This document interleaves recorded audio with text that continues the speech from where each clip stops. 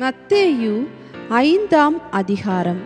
அவர் திரளான ஜனங்களை கண்டு மலையின் மேல் ஏறினார். அவர் உட்கார்ந்த பொழுது அவருடைய சீஷர்கள் அவரிடத்தில் வந்தார்கள். அப்பொழுது அவர் தமது வாயை திறந்து அவர்களுக்கு உபதேசித்து சொன்னது என்னவென்றால், ஆவியில் எளிமை உள்ளவர்கள் பாக்கியவான்கள், பரலோக ராஜ்யம் அவர்களுடையது. துயரப்படுகிறவர்கள் பாக்கியவான்கள், அவர்கள் ஆறுதல் அடைவார்கள். சாந்த குணம் உள்ளவர்கள் பாக்கியவான்கள், அவர்கள் பூமியை சுதந்தரித்துக் கொள்ளுவார்கள்.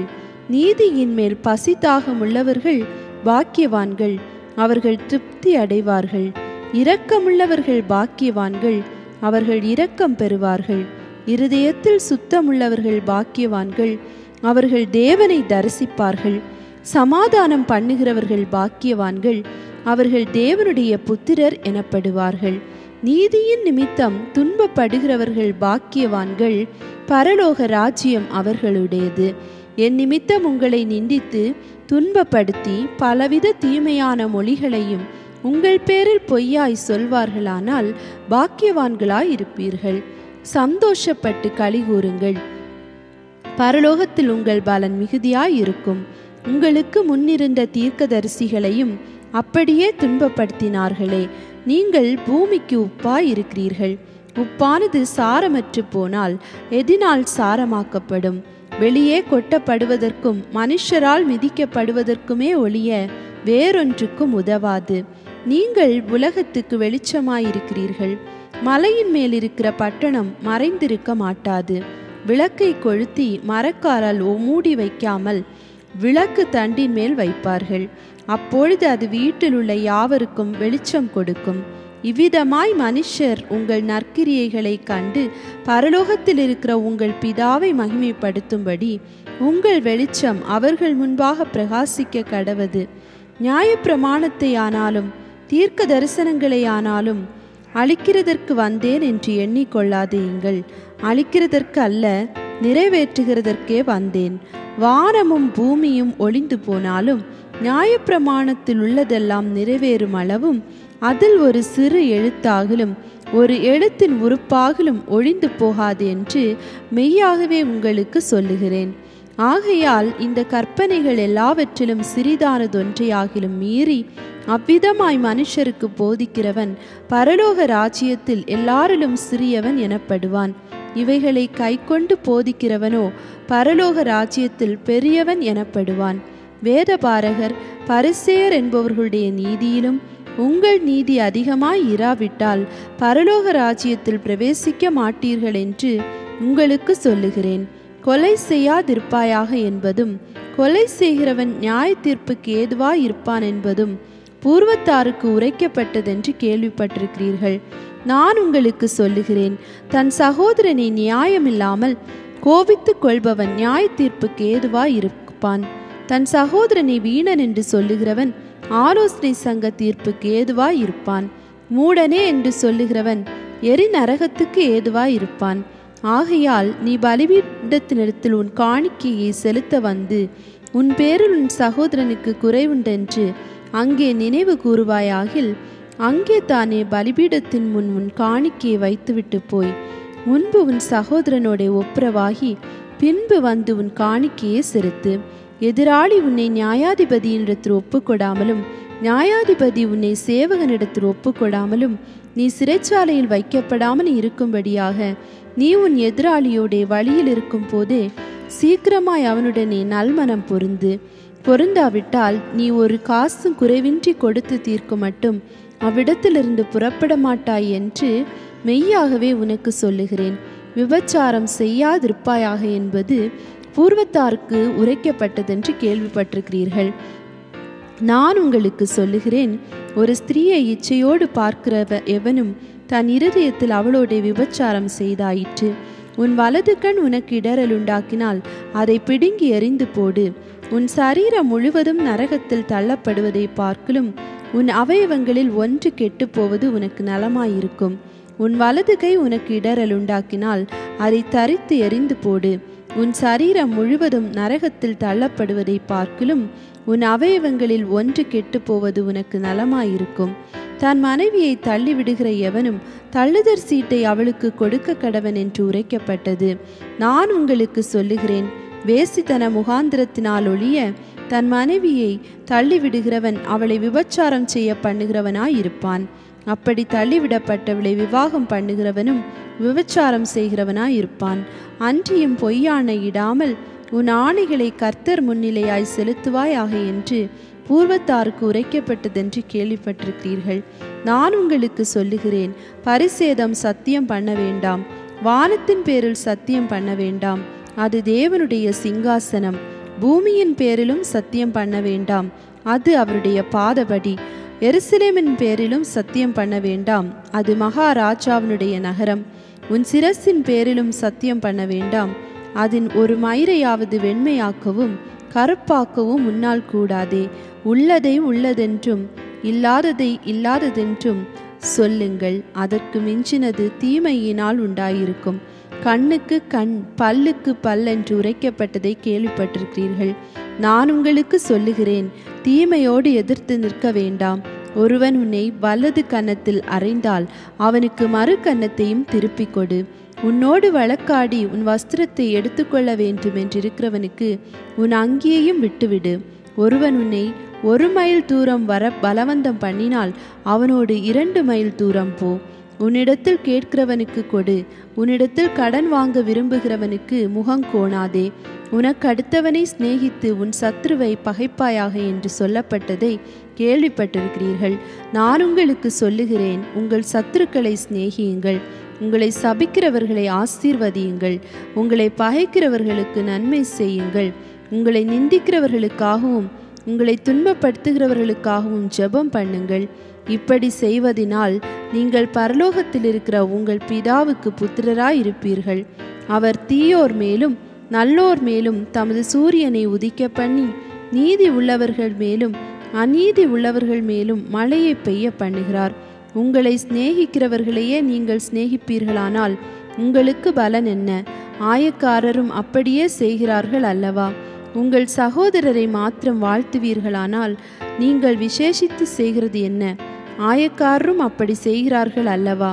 ஆகையால் பரலோகத்தில் இருக்கிற உங்கள் பிதா பூரண சற்குணராய் இருக்கிறது போல நீங்களும் பூரண சற்குணராய் இருக்க கடவீர்கள். மத்தேயு 6ஆம் அதிகாரம். மனுஷர் முன் காண வேண்டுமென்று அவர்களுக்கு முன்பாக உங்கள் தர்மத்தை செய்யாதபடிக்கு எச்சரிக்கையாயிருங்கள். செய்தால் பரலோகத்தில் இருக்கிற உங்கள் பிதாவினிடத்தில் உங்களுக்கு பலன் இல்லை. ஆகையால் நீ தர்மம் செய்யும் போது மனுஷரால் புகழப்படுவதற்கு மாயக்காரர் ஆலயங்களிலும் வீதிகளிலும் செய்வது போல உனக்கு முன்பாக தாரை ஊதுவியாதே. அவர்கள் தங்கள் பலனை அடைந்து தீர்ந்ததென்று மெய்யாகவே உங்களுக்கு சொல்லுகிறேன். நீயோ தர்மம் செய்யும் போது உன் தர்மம் அந்தரங்கமாயிருப்பதற்கு உன் வலது கை செய்கிறதை உன் இடது கை அறியாதிருக்க கடவது. அப்பொழுது அந்தரங்கத்தில் பார்க்கிற உன் பிதா தாமே உனக்கு வெளியரங்கமாய் பலனளிப்பார். அன்றியும் நீ ஜெபம் பண்ணும்போது மாயக்காரரை போலிருக்க வேண்டாம். மனுஷர் காணும்படியாக அவர்கள் ஜெபாலயங்களிலும் வீதிகளிலும் சந்திகளிலும் நின்று ஜெபம் பண்ண விரும்புகிறார்கள். அவர்கள் தங்கள் பலனை அடைந்து தீர்ந்ததென்று மெய்யாகவே உங்களுக்கு சொல்லுகிறேன். நீயோ ஜெபம் பண்ணும்போது அறை வீட்டுக்குள் பிரவேசித்து உன் கதவை பூட்டி அந்தரங்கத்தில் இருக்கிற உன் பிதாவை நோக்கி ஜெபம் பண்ணு. அப்பொழுது அந்தரங்கத்தில் பார்க்கிற உன் பிதா வெளியரங்கமாய் உனக்கு பலன் அளிப்பார். அன்றியும் நீங்கள் ஜெபம் பண்ணும்போது அஞ்ஞானிகளைப் போல வீண் வார்த்தைகளை அலப்பாதேயுங்கள். அவர்கள் அதிக வசனிப்பினால் தங்கள் ஜெபம் கேட்கப்படும் என்று நினைக்கிறார்கள். அவர்களைப் போல நீங்கள் செய்யாதிருங்கள். உங்கள் பிதாவை நோக்கி நீங்கள் வேண்டிக் கொள்கிறதற்கு முன்னமே உங்களுக்கு இன்னது தேவை என்று அவர் அறிந்திருக்கிறார். நீங்கள் ஜெபம் பண்ண வேண்டியது விதமாவது, பரமண்டலங்களில் இருக்கிற எங்கள் பிதாவே, உம்முடைய நாமம் பரிசுத்தப்படுவதாக, உம்முடைய ராஜ்யம் வருவதாக, உம்முடைய சித்தம் பரமண்டலத்திலே செய்யப்படுகிறது போல பூமியிலேயும் செய்யப்படுவதாக. எங்களுக்கு வேண்டிய ஆகாரத்தை இன்று எங்களுக்கு தாரும். எங்கள் கடனாளிகளுக்கு நாங்கள் மன்னிக்கிறது போல எங்கள் கடன்களை எங்களுக்கு மன்னியும். எங்களை சோதனைக்குட்பட பண்ணாமல் தீமையினின்று எங்களை ரட்சித்து கொள்ளும். ராஜ்யமும் வல்லமையும் மகிமையும் என்றென்றைக்கும் உம்முடையவைகளே. ஆமேன் என்பதே. மனுஷருடைய தப்பிதங்களை நீங்கள் அவர்களுக்கு மன்னித்தால் உங்கள் பரமபிதா உங்களுக்கும் மன்னிப்பார்.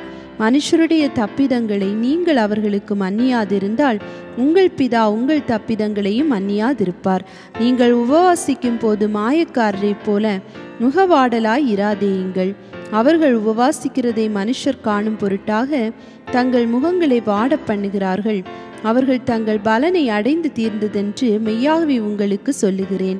நீயோ உபவாசிக்கும் போது அந்த உபவாசம் மனுஷர்களுக்கு காணப்படாமல் அந்தரங்கத்தில் இருக்கிற உன் பிதாவுக்கே காணப்படும்படியாக உன் தலைக்கு எண்ணெய் பூசி உன் முகத்தை கழுவு.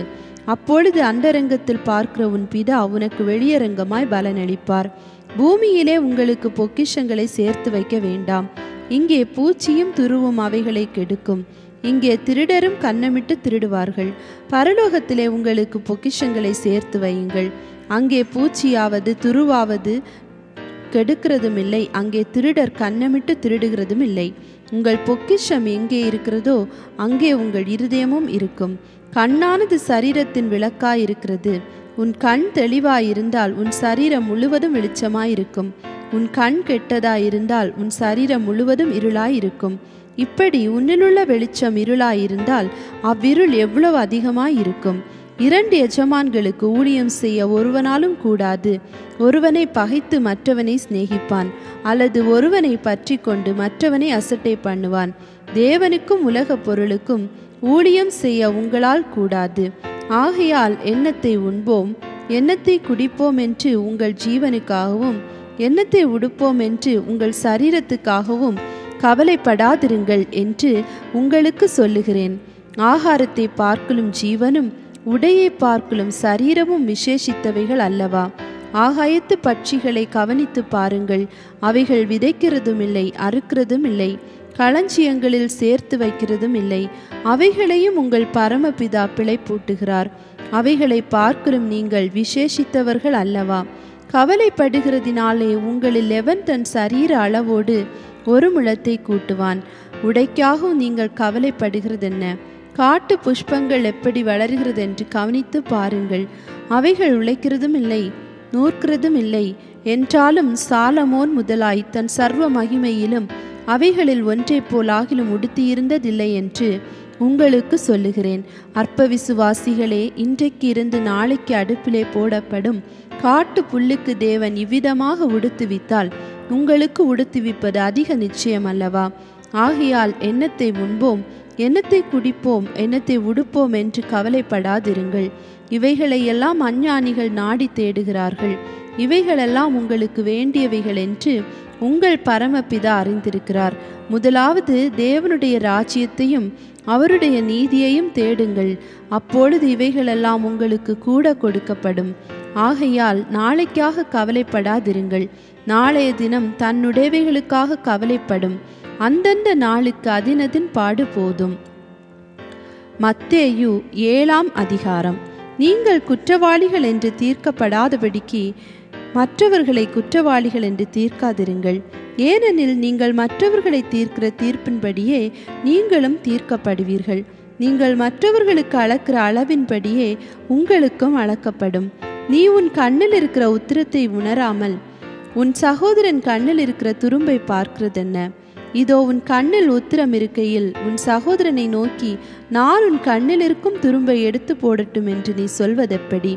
மாயக்காரனே, முன்பு உன் கண்ணில் இருக்கிற உத்திரத்தை எடுத்து போடு, பின்பு உன் சகோதரன் கண்ணில் இருக்கிற துரும்பை எடுத்து போட வகை பார்ப்பாய்.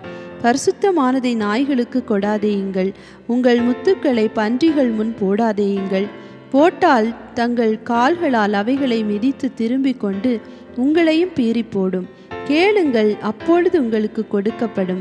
தேடுங்கள், அப்பொழுது கண்டடைவீர்கள். தட்டுங்கள், அப்பொழுது உங்களுக்கு திறக்கப்படும். ஏனென்றால் கேட்கிறவன் எவனும் பெற்றுக்கொள்கிறான், தேடுகிறவன் கண்டடைகிறான், தட்டுகிறவனுக்கு திறக்கப்படும். உங்களில் எந்த மனுஷனானாலும் தன்னிடத்தில் அப்பத்தை கேட்கிற தன் மகனுக்கு கல்லை கொடுப்பானா? நீரை கேட்டால் அவனுக்கு பாம்பை கொடுப்பானா? ஆகையால் பொல்லாதவர்களாகிய நீங்கள் உங்கள் பிள்ளைகளுக்கு நல்ல ஈவுகளை கொடுக்க அறிந்திருக்கும் போது பரலோகத்தில் இருக்கிற உங்கள் பிதா தம்மிடத்தில் வேண்டிக் கொள்கிறவர்களுக்கு நன்மையானவைகளை கொடுப்பது அதிக நிச்சயம் அல்லவா? ஆதலால் மனுஷர் உங்களுக்கு எவைகளை செய்ய விரும்புகிறீர்களோ அவைகளை நீங்களும் அவர்களுக்கு செய்யுங்கள். இதுவே நியாயப்பிரமாணமும் தீர்க்க தரிசனங்களுமாம். இடுக்கமான வாசல் வழியாய் உட்பிரவேசியுங்கள். கேட்டுக்கு போகிற வாசல் விரிவும் வழி விசாலவுமாய் இருக்கிறது, அதன் வழியாய் பிரவேசிக்கிறவர்கள் அநேகர். ஜீவனுக்கு போகிற வாசல் இடுக்கமும் வழி நெருக்கவுமாய் இருக்கிறது, அதை கண்டுபிடிக்கிறவர்கள் சிலர். கள்ள தீர்க்கதரிசிகளுக்கு எச்சரிக்கையாய் இருங்கள். அவர்கள் ஆட்டுத்தோலை போர்த்து கொண்டு உங்களிடத்தில் வருவார்கள், உள்ளத்திலோ அவர்கள் பட்சிக்கிற ஓநாய்கள். அவர்களுடைய கனிகளினாலே அவர்களை அறிவீர்கள். முட்செடிகளில் திராட்சை பழங்களையும் முட்பூண்டுகளில் அத்திப்பழங்களையும் பறிக்கிறார்களா? அப்படியே நல்ல மரமெல்லாம் நல்ல கனிகளை கொடுக்கும், கெட்ட மரமோ கெட்ட கனிகளை கொடுக்கும். நல்ல மரம் கெட்ட கனிகளை கொடுக்க மாட்டாது, கெட்ட மரம் நல்ல கனிகளை கொடுக்க மாட்டாது. நல்ல கனி கொடாத மரமெல்லாம் வெட்டுண்டு அக்கினியிலே போடப்படும். ஆதலால் அவர்களுடைய கனிகளினாலே அவர்களை அறிவீர்கள். பரலோகத்தில் இருக்கிற என் பிதாவின் சித்தத்தின்படி செய்கிறவனே பரலோக ராஜ்யத்தில் பிரவேசிப்பானே அல்லாமல் என்னை நோக்கி கர்த்தாவே கர்த்தாவே என்று சொல்லுகிறவன் அதில் பிரவேசிப்பதில்லை. அந்நாளில் அநேகர் என்னை நோக்கி கர்த்தாவே கர்த்தாவே உமது நாமத்தினாலே தீர்க்க தரிசனம் உரைத்தோம் அல்லவா, உமது நாமத்தினாலே பிசாசுகளை துரத்தினோம் அல்லவா, உமது நாமத்தினாலே அநேக அற்புதங்களை செய்தோம் அல்லவா என்பார்கள். அப்பொழுது நான் ஒரு காலம் உங்களை அறியவில்லை, அக்கிரம செய்கைக்காரரே என்னை விட்டு அகன்று போங்கள் என்று அவர்களுக்கு சொல்லுவேன். ஆகையால் நான் சொல்லிய இந்த வார்த்தைகளை கேட்டு இவைகளின்படி செய்கிறவன் எவனோ அவனை கன்மலையின் மேல் தன் வீட்டை கட்டின புத்தியுள்ள மனுஷனுக்கு ஒப்பிடுவேன். பெருமழை சொரிந்து பெருவெள்ளம் வந்து காற்று அடித்து அந்த வீட்டின் மேல் மோதியும் அது விழவில்லை, ஏனென்றால் அது கன்மலையின் மேல் அஸ்திபாரம் போடப்பட்டிருந்தது. நான் சொல்லிய இந்த வார்த்தைகளை கேட்டு இவைகளின்படி செய்யாதிருக்கிறவன் எவனோ அவன் தன் வீட்டை மணலின் மேல் கட்டின புத்தியில்லாத மனுஷனுக்கு ஒப்பிடப்படுவான். பெருமழை சொரிந்து பெருவெள்ளம் வந்து காற்று அடித்து அந்த வீட்டின் மேல் மோதின போது அது விழுந்தது, விழுந்து முழுவதும் அழிந்தது என்றார். இயேசு இந்த வார்த்தைகளை சொல்லி முடித்த போது அவர் வேத பாரகரை போல் போதியாமல் அதிகாரமுடையவராய் அவர்களுக்கு போதித்தபடியால் ஜனங்கள் அவருடைய போதகத்தை குறித்து ஆச்சரியப்பட்டார்கள். மத்தேயு 8ஆம் அதிகாரம். அவர் மலையிலிருந்து இறங்கின போது திரளான ஜனங்கள் அவருக்கு பின் சென்றார்கள். அப்பொழுது குஷ்டரோகி ஒருவன் வந்து அவரை பணிந்து, ஆண்டவரே உமக்கு சித்தமானால் என்னை சுத்தமாக்க உம்மால் ஆகும் என்றான். இயேசு தமது கையை நீட்டி அவனை தொட்டு, எனக்கு சித்தமுண்டு, சுத்தமாகு என்றார். உடனே குஷ்டரோகம் நீங்கி அவன் சுத்தமானான். இயேசு அவனை நோக்கி, இதை நீ ஒருவருக்கும் சொல்லாதபடி எச்சரிக்கையாயிரு. ஆயினும் அவர்களுக்கு சாட்சியாக நீ போய் ஆசாரியனுக்கு உன்னை காண்பித்து மோசே கட்டளையிட்ட காணிக்கையை செலுத்து என்றார். இயேசு கப்பர்நகூமில் பிரவேசித்த போது 100க்கு அதிபதி ஒருவன் அவரிடத்தில் வந்து, ஆண்டவரே, என் வேலைக்காரன் வீட்டிலே திமிர்வாதமாய் கிடந்து கொடிய வேதனைப்படுகிறான் என்று அவரை வேண்டிக் கொண்டான். அதற்கு இயேசு, நான் வந்து அவனை சொஸ்தமாக்குவேன் என்றார். 100க்கு அதிபதி பிரதியுத்தரமாக, ஆண்டவரே, நீர் என் வீட்டுக்குள் பிரவேசிக்க நான் பாத்திரன் அல்ல. ஒரு வார்த்தை மாத்திரம் சொல்லும், அப்பொழுது என் வேலைக்காரன் சொஸ்தமாவான். நான் அதிகாரத்துக்கு கீழ்ப்பட்டவனாய் இருந்தும் எனக்கு கீழ்ப்பட்டிருக்கிற சேவகரும் உண்டு. நான் ஒருவனை போவென்றால் போகிறான், மற்றொருவனை வாவென்றால் வருகிறான், என் வேலைக்காரனை இதை செய்யென்றால் செய்கிறான் என்றான். இயேசு இதை கேட்டு ஆச்சரியப்பட்டு தமக்கு பின் செல்லுகிறவர்களை நோக்கி, இஸ்ரவேலருக்குள்ளும் நான் இப்படிப்பட்ட விசுவாசத்தை காணவில்லை என்று நெய்யாகவே உங்களுக்கு சொல்லுகிறேன். அநேகர் கிழக்கிலும் மேற்கிலும் இருந்து வந்து பரலோக ராஜ்யம் ஆபிரகாம், ஈசாக், யாக்கோபு என்பவர்களோட பந்தி இருப்பார்கள். ராஜ்யத்தின் புத்திரரோ புறம்பான இருளிலே தள்ளப்படுவார்கள். அங்கே அழுகையும் பற்கடிப்பும் உண்டாயிருக்கும் என்று உங்களுக்கு சொல்லுகிறேன் என்றார். பின்பு இயேசு 100க்கு அதிபதியை நோக்கி, நீ போகலாம், நீ விசுவாசித்தபடியே உனக்காக கடவது என்றார். அந்த நாளிகையிலே அவன் வேலைக்காரன் சொஸ்தமானான். இயேசு பேதுருவின் வீட்டிலே வந்து அவன் மாமி ஜுரமாய் கிடக்கிறதை கண்டான். அவர் அவள் கையை தொட்டவுடனே ஜுரம் அவளை விட்டு நீங்கிற்று. அவள் எழுந்திருந்து அவர்களுக்கு பணிவிடை செய்தாள். அஸ்தமனமான போது பிசாசு பிடித்திருந்த அநேகரை அவரிடத்தில் கொண்டு வந்தார்கள். அவர் அந்த ஆவிகளை தமது வார்த்தையினாலே துரத்தி பிணியாளிகள் எல்லாரையும் சொஸ்தமாக்கினார். அவர் தாமே நம்முடைய பலவீனங்களை ஏற்றுக்கொண்டு நம்முடைய நோய்களை சுமந்தார் என்று ஏசாயா தீர்க்கதரிசியினால் உரைக்கப்பட்டது நிறைவேறும்படி இப்படி நடந்தது. பின்பு திரளான ஜனங்கள் தம்மை சூழ்ந்திருக்கிறதை இயேசு கண்டு அக்கறைக்கு போக கட்டளையிட்டார். அப்பொழுது வேதபாரகன் ஒருவன் வந்து, போதகரே, நீர் எங்கே போனாலும் உம்மை பின்பற்றி வருவேன் என்றான். அதற்கு இயேசு, நரிகளுக்கு குழிகளும் ஆகாயத்து பறவைகளுக்கு கூடுகளும் உண்டு, மனுஷகுமாரனுக்கோ தலை சாய்க்க இடமில்லை என்றார். அவருடைய சீஷர்களில் வேறொருவன் அவரை நோக்கி, ஆண்டவரே, முன்பு நான் போய் என் தகப்பனை அடக்கம் பண்ண எனக்கு உத்தரவு கொடுக்க வேண்டும் என்றான். அதற்கு இயேசு, மரித்தோர் தங்கள் மரித்தோரை அடக்கம் பண்ணட்டும், நீ என்னை பின்பற்றி வா என்றார். அவர் படவில் ஏறின போது அவருடைய சீஷர்கள் அவருக்கு பின் சென்று ஏறினார்கள். அப்பொழுது படவு அவைகளினால் மூடப்படத்தக்கதாய் கடலில் பெருங்காற்று உண்டாயிற்று. அவரோ நித்திரையாயிருந்தார். அப்பொழுது அவருடைய சீஷர்கள் வந்து அவரை எழுப்பி, ஆண்டவரே, எங்களை இரட்சியும், மடிந்து போகிறோம் என்றார்கள். அதற்கு அவர், அற்ப விசுவாசிகளே, ஏன் பயப்படுகிறீர்கள் என்று சொல்லி எழுந்து காற்றையும் கடலையும் அதட்டினார். உடனே மிகுந்த அமைதல் உண்டாயிற்று. அந்த மனுஷர்கள் ஆச்சரியப்பட்டு, இவர் எப்படிப்பட்டவரோ, காற்றும் கடலும் இவருக்கு கீழ்ப்படுகிறதே என்றார்கள். அவர் அக்கறையிலே கெர்கனேசர் நாட்டில் வந்தபோது பிசாசு பிடித்திருந்த 2 பேர் பிரேத கல்லறைகளில் இருந்து புறப்பட்டு அவருக்கு எதிராக வந்தார்கள். அவர்கள் மிகவும் கொடியராய் இருந்தபடியால் அந்த வழியாக ஒருவனும் நடக்கக்கூடாதிருந்தது. அவர்கள் அவரை நோக்கி, இயேசுவே, தேவனுடைய குமாரனே, எங்களுக்கும் உமக்கும் என்ன? காலம் வரும் முன்னே எங்களை வேதனைப்படுத்த இங்கே வந்தீரோ என்று கூப்பிட்டார்கள். அவர்களுக்கு கொஞ்ச தூரத்தில் அநேகம் பன்றிகள் கூட்டமாக மேய்ந்து கொண்டிருந்தன. அப்பொழுது பிசாசுகள், நீர் எங்களை துரத்துவீரானால் நாங்கள் அந்த பன்றி கூட்டத்தில் போகும்படி உத்தரவு கொடும் என்று அவரை வேண்டிக் கொண்டன. அதற்கு அவர், போங்கள் என்றார். அவைகள் புறப்பட்டு பன்றி கூட்டத்தில் போயின. அப்பொழுது பன்றி கூட்டமெல்லாம் உயர்ந்த மேட்டிலிருந்து கடலிலே பாய்ந்து ஜலத்தில் மாண்டு போயின.